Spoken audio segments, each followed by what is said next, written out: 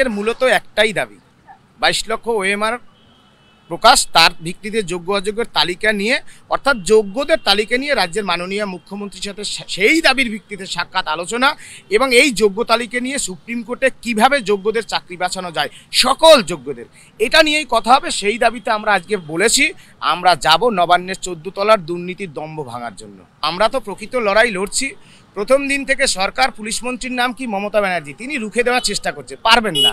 আমরা আগেও বলেছি উঠতে উঠতে যাব। আজকে দেখবেন আমাদের যদি সেই কোনো ব্রহ্মশক্তি থাকে, আমরা যদি সেই চ্যালেঞ্জ গ্রহণ করি, আমরা যাব।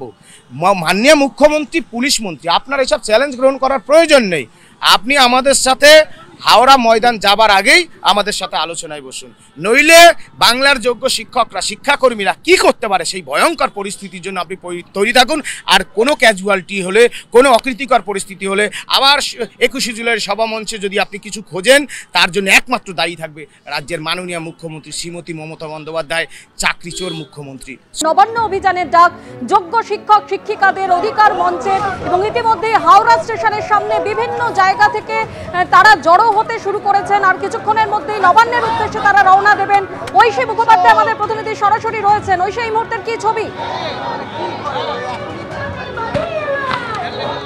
দেখো, দেখতে পাচ্ছ যে হাওড়া স্টেশন চত্বরে তারা জমায়েত করে এই মুহূর্তে স্লোগান দিচ্ছেন এবং এখান থেকেই কিন্তু নবান্নের উদ্দেশ্যে তারা রওনা হবেন। এবং তার আগে বিভিন্ন জেলা থেকে যারা প্রতিনিধিরা এসেছেন এবং তাদের সঙ্গে যারা চাকরিহারা শিক্ষক শিক্ষিকা শিক্ষাকর্মীরাও কিন্তু এই আজকের আন্দোলনে যোগদান করেছেন এবং তারা কিন্তু দেখা যাচ্ছে এই মুহূর্তে হাওড়া স্টেশন চত্বরে জমায়েত করে স্লোগান শাউটিং করছে। এখান থেকেই কিন্তু একটি যে মূল মিছিল, সেই মিছিল কিন্তু এগিয়ে যাবে নবান্নের দিকে এবং তারই আগে যে দাবিগুলি তাদের রয়েছে, সেই দাবি লেখা যে প্ল্যাকার্ড, সেই প্ল্যাকার্ড ধরে তারা কিন্তু এখানে স্লোগান শাউটিং করছেন।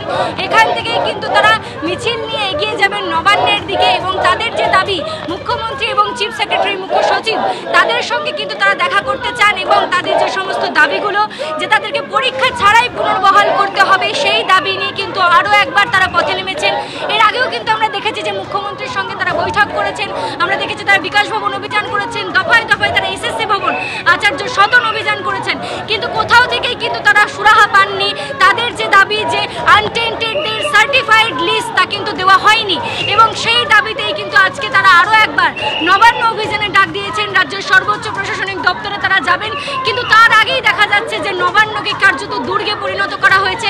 দফায় দফায় যে সমস্ত জায়গাগুলো রয়েছে নবান্ন যাওয়ার, যে 4টি মূল পয়েন্ট, সেই পয়েন্টে 10 ফুট উঁচু কিন্তু গার্ড রেল, গার্ড ওয়াল দিয়ে সেই জায়গাগুলো ঘিরে দেওয়া হয়েছে এবং তারই সঙ্গে বিশাল পুলিশ বাহিনী মোতায়েন রয়েছে। শুধুমাত্র হাওড়া স্টেশন চত্বর নয়, আর যে কটি রাস্তা দিয়ে নবান্ন যাওয়া যায় সেই প্রত্যেকটি জায়গায় র্যাপিড অ্যাকশন ফোর্স। একেবারে ঐশী, আমরা সেই ছবি দেখতে পাচ্ছি হাওড়া স্টেশনের সামনে, যেখানে যোগ্য শিক্ষক শিক্ষিকারা তারা বিভিন্ন জায়গা থেকে, জেলার বিভিন্ন জায়গা থেকে এসে ইতিমধ্যেই পৌঁছে গিয়েছেন, জমায়েত করেছেন সেখানে এবং আর কিছুক্ষণের মধ্যেই তারা নবান্নের উদ্দেশ্যে রওনা দেবেন।